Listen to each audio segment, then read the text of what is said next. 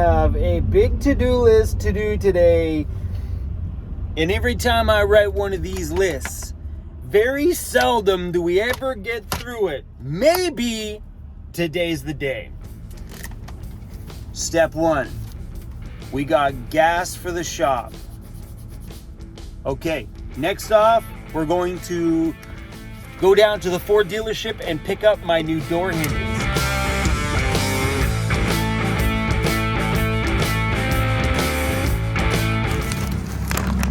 Well, we got the goods. Hinges from Ford.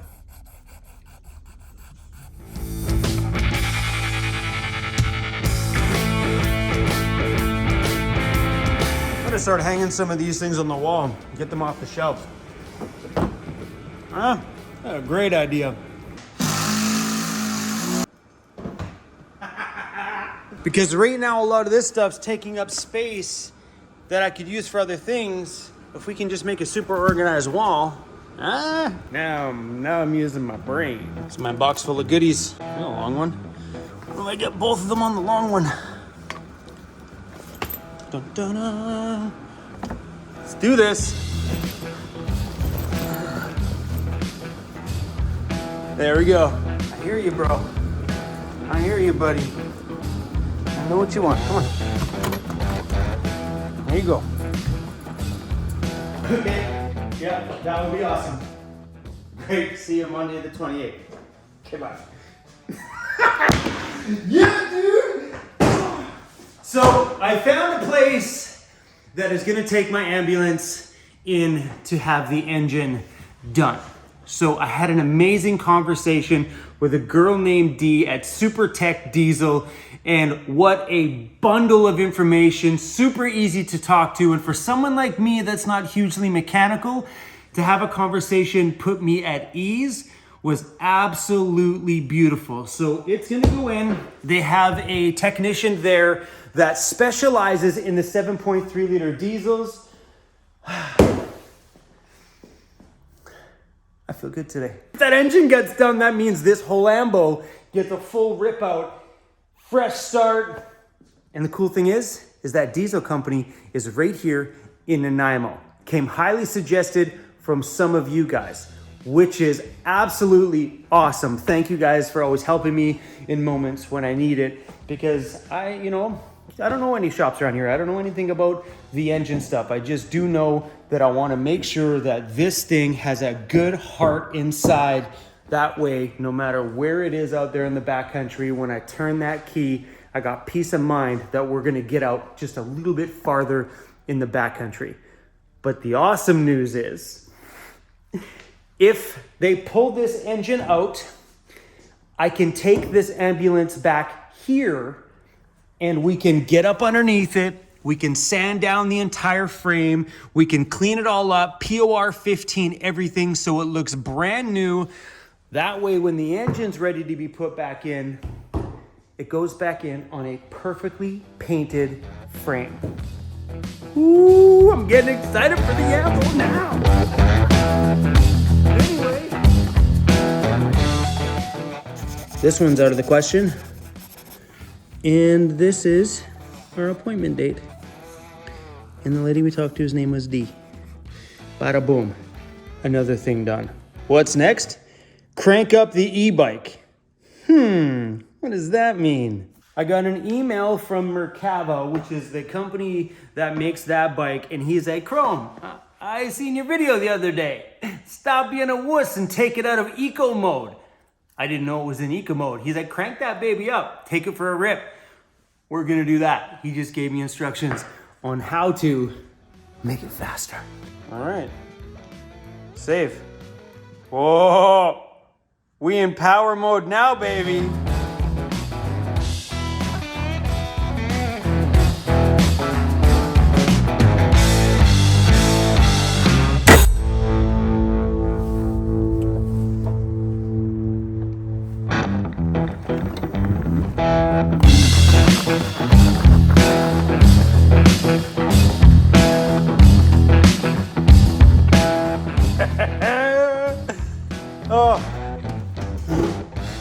Okay, another thing checked off my list. Crank up e-bike.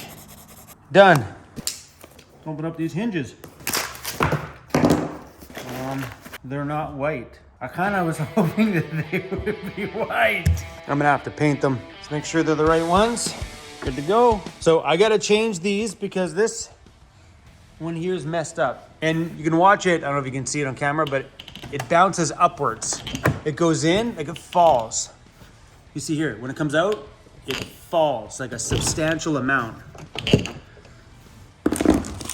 When you're gonna paint anything, it's a good idea to always wear gloves because it's pretty easy to transfer the oils of your skin onto the surface you're gonna paint, and have that little tiny bit of oil from your hands cause a problem.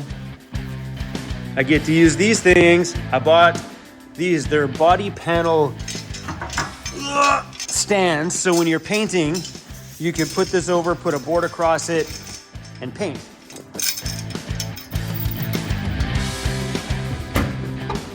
Emmy, thank you.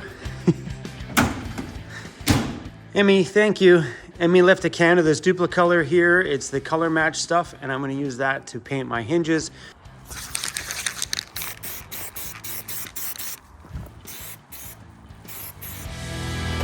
In my shop box, why you have a box of miscellaneous stuff, because I have an idea.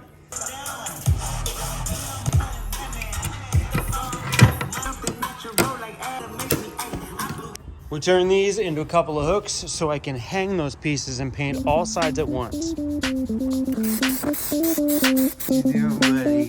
Hanging outside in the sunshine. These turned out pretty good. We're gonna go hang them inside. It's a little bit chilly out here. There you go, a little drying rack. Put deodorant in the van and stock the van. I already did that. I keep extra stock of stuff in the shop, so. 8:55 in the morning. I'm like, I had a good start on my day already. Still working on that one. Okay, what do we want to do next here? Zip tie on curtain. I think zip ties are in here. All right, up here is my little track to hold my curtain. How we attached the curtain to it is with zip ties. This may not make sense, but I don't remember how we did this. Okay, so we used the end of one side to hold it in place. It's the first time this is broken, and these were made, I don't know, a year and a half ago? So normally on a zip tie, this end goes through there and holds it tight. Well, that's the idea I took, but we're gonna slide this onto the other strap and using this to clamp that in place. There's the end of it. There's the other end. Here's the other zip tie. There's right to the very end. All fixed. When I originally looked at ways to hang this, we thought about putting the little hooks, you know, a little hook you would normally do, but it brought the curtain down too low, but doing this keeps it super snug against the roof, not letting any light through. Let's install these new hinges. We got 4 bolts, 2 on the door, 2 on the body.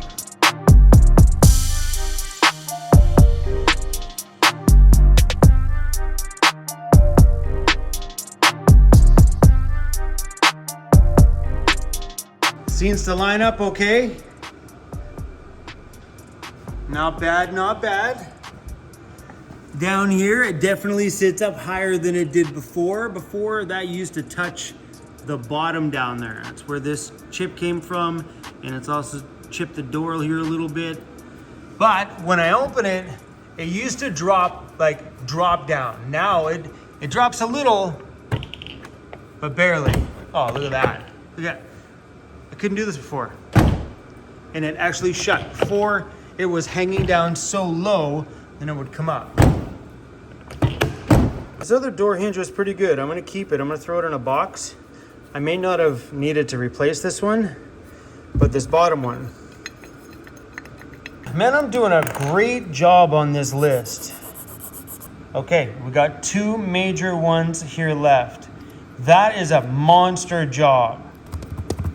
What time is it? 6:26.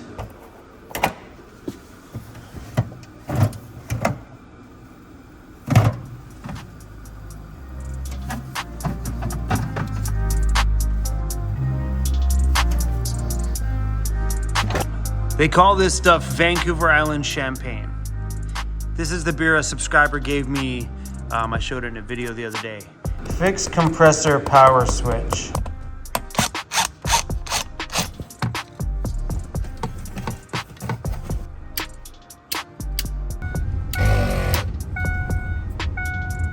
All it was is some of the wires on the back of this one came off. It's crazy because when things like this happen, you know, you automatically don't know where to look. You check all the fuses are good. You know, sometimes these things are just pretty basic. I don't know what happened, but when you're out there in the backcountry, all sorts of things in your van get rocked and shaked all the time. Like your van build and screws and wires on the back of switches. It's just part of van life, guys. I'm glad I did that one. I'm also glad it was super simple and easy. Doing the last thing on my to-do list would be the smart thing to do today. Oh, but that's such an undertaking. It's the last thing to do on my list. Remove the dash cluster. The reason why I need to remove the dash cluster is I'm sure you've seen in some of my videos, my gauges don't work. First, it started to be my speedometer, then it was my RPM thing that went, and as all the other ones started to kind of go wonky and messed up, the only one I cared about was the fuel gauge. I'm like, when the fuel gauge goes, I'm going in to get it fixed, that's it. So I went to Ford to see how much it was to buy a new one. $970 to buy a new dash cluster directly from Ford, and they at this point don't know how long it's going to take to get in. They figure between 4 and 8 weeks. It's not something they regularly stock. So he said, we can get them, but it could take a while. And I'm like, I am not spending that much money on a brand new dash cluster. So I've been checking out all the local auto wreckers here on the island, and nobody seems to have one. And if they do, it's got wrong kilometers on it. And I really don't want to fake kilometers on my dashboard because it's just going to mess with my brain. And it's just, you know. So I found a place on the mainland that says they might be able to fix it. No guarantees. We got to pull that thing out in order to take it in to get it fixed. That means pulling my dash apart. Not really, pulling the front face and stuff off it, taking my stereo out. I just don't know. What time is it now? It's 7 p.m. I just don't know if I want to take on that project this late in the day. Another beer will help. Another beer always helps. No, it doesn't. What do we got? Since we're drinking light beer, let's continue this light beer journey. After thinking about it, there's a lot more in my dash that needs to get done, so I've made myself a second to-do list of things that I should have added to this to-do list. When I remove my dash cluster, I need to install my CB radio and my stereo bracket. The bracket for my stereo sticks out like this far. I don't know if you've seen it in my videos. The dash piece just needs to be cut so the bracket slides in a little bit farther, and my CB radio needs to be put in there. That definitely needs to go in before I head up north on those backcountry roads, because it would be nice out there to be able to call ahead. Well, that was actually a pretty productive day.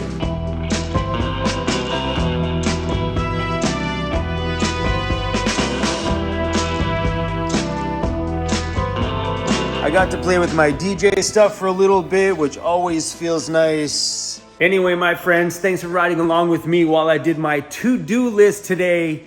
Pretty proud of myself that we got that much work done. Usually, I get a couple of things scratched off and then my brain goes somewhere else and I completely forget I even started my list. Today, I feel good. Good job, Chrome. Anyway, guys, I love you tons. Thanks for riding along with us, and we'll see you soon, okay? Check out our website at vancityvanlife.ca for things like merchandise and any other questions you may have about what's inside my van. Thanks for watching. See ya.